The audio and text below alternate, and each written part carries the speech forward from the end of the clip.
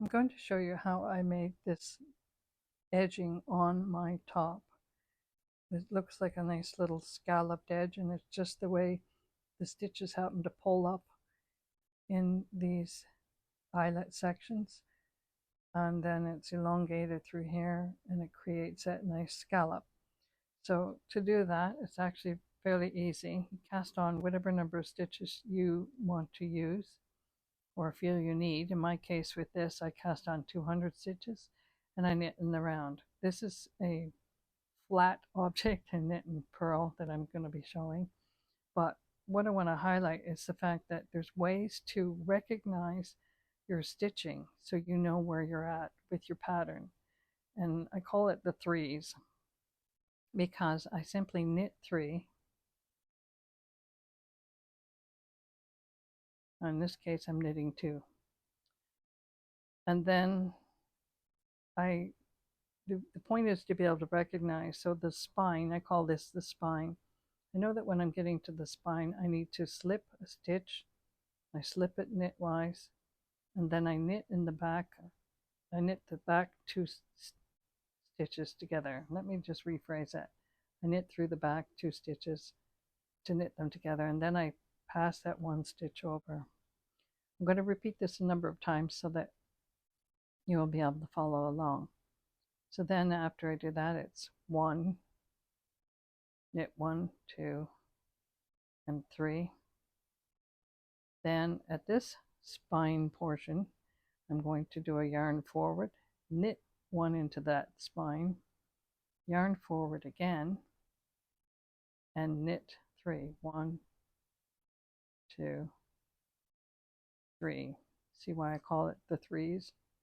Now I'm back at the slip this stitch, knit into the back of the next 2 stitches to knit them together, and then you pass that slip stitch over, so it creates that little elongated spine look with the crossover section. And then it's knit 3, 1, 2. Now when you get to the eyelets, you'll notice that the 3rd stitch actually goes in the top of this eyelet. So that's 3. And that's your clue that you're doing the right thing in this section, because it's going to be yarn forward, knit, and yarn forward. So you knit into the top of that. That's 1.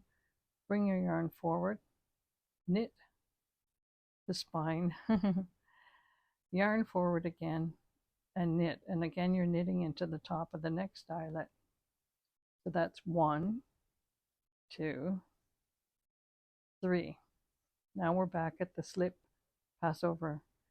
So we're going to slip the next stitch, knit into the back of these 2 stitches, knit them together, pass that slip stitch over, and then we go 1, 2, 3. We're back. There's the 3rd. Then we go yarn forward, knit, yarn forward, 1, 2, 3,